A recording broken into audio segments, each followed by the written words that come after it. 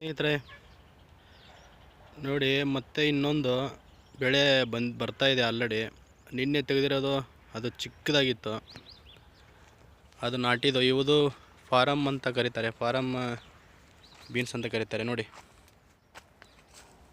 ಎಷ್ಟು ಸಖತ್ತಾಗಿದೆ, ಇನ್ನೂ ಲೈಟಾಗಿ ಬರ್ತಾ ಇದೆ. ನೋಡಿ ಯಾವ ಥರ ಎತ್ತರಕ್ಕೆ ಬೆಳೆದ್ಬಿಟ್ಟಿದೆ, ಚೆನ್ನಾಗಿದೆ.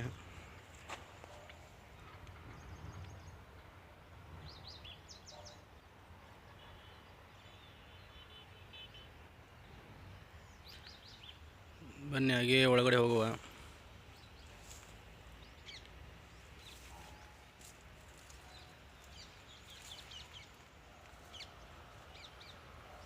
ನೋಡಿ ದಾರಗಳನ್ನು ಏನಕ್ಕೋಸ್ಕರ ಹಾಕ್ತಾರೆ ಅಂತೇಳಿ ಇಲ್ಲಿ ನೋಡಿ, ಮೇಲ್ಗಡೆ ನೀಟಾಗಿ ಬರುತ್ತೆ ಅದು.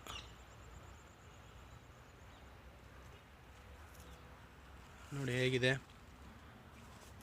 ಇವಾಗೆ ಕಾಯಿಗಳು. ಅದು ಫಾರಮ್ ಬೀನ್ಸ್ ಅಂತ ಕರೀತಾರೆ. ಇದು ನಾಟಿ ಬೀನ್ಸ್ಗಿನ್ನ ರೇಟ್ ಕಮ್ಮಿ, ಒಟ್ಟಲ್ಲಿ ಚೆನ್ನಾಗಿದೆ.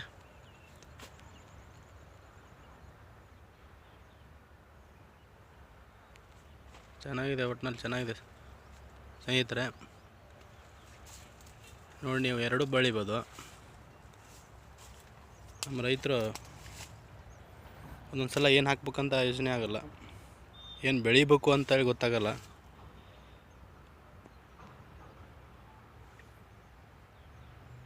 ನೋಡಿ ಸ್ನೇಹಿತರೆ, ಸೂಪರಾಗಿದೆ.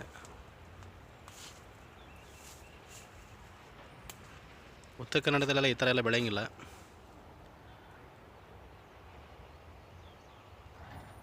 ಇಲ್ಲಿ ನೋಡಿ ಸ್ನೇಹಿತರೆ, ಎಷ್ಟು ದೊಡ್ಡದಿದೆ. ಇನ್ನು ಕಟಾವಿಗೆ ಬಂದಿದೆ ಅನಿಸುತ್ತೆ. ಇನ್ನೊಂದು 1 ವೀಕಲ್ಲಿ ಕಟಾವಿಗೆ ಬರುತ್ತೆ. ಕಟಿಂಗ್ ಮಾಡಿ ಮಾರ್ಕೆಟಿಗೆ ಹೋಗ್ತಾರೆ ತೊಗೊಂಡು. ಇಲ್ಲಿ ನೋಡಿ ಸ್ನೇಹಿತರೆ, ಹಾಗೇ ಬಂದೆ, ಇಲ್ಲೊಂದು ಹೊಂಡ ಥರ ಮಾಡ್ಕೊಂಡಿದ್ದಾರೆ. ಇಲ್ಲಿ ಈ ಥರ ಯಾಕೆ ಮಾಡ್ತಾರೆ ಅಂತಂದರೆ, ಇಲ್ಲಿ ಮಳೆಗಳು ಆಗೋಲ್ಲ ಜಾಸ್ತಿ. ಬೋರ್ ನೀರು ಚಿಕ್ಕದಾಗಿ ಬೀಳುತ್ತೆ, ಜಾಸ್ತಿ ನೀರು ಬೀಳೋದಿಲ್ಲ. ಅದಕ್ಕೆ ನೀರು ಸ್ಟಾಕ್ ಮಾಡಿಕೊಂಡು ಈ ಥರ ಜಮೀನುಗಳಲ್ಲಿ ಬೆಳೀತಾರೆ ತರಕಾರಿಗಳನ್ನು.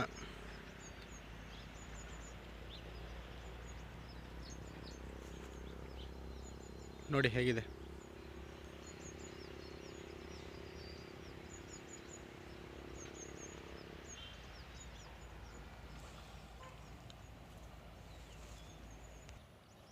ನೋಡಿ ಸ್ನೇಹಿತರೆ, ಹೂವು ಎಷ್ಟು ಚೆನ್ನಾಗಿದೆ.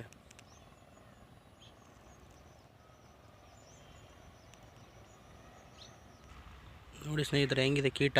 ಚಿಕ್ಕದಾಗಿ ಒಂದು ಕೀಟ ಇದೆ, ಅದು ಯಾವ ಥರ, ಅದಕ್ಕೂ ಹೊಟ್ಟೆ ಪಾಡಲ್ಲ. ಈ ಥರ ಕೀಟಗಳು ತಿಂತಾಯಿರ್ತವೆ. ಅದಕ್ಕೆಲ್ಲ ಮದ್ದು ಔಷಧಿ ಹೊಡೆದ್ಬಿಟ್ಟು ನೀಟಾಗಿ ರೈತರು ಇಟ್ಕೊತಾರೆ.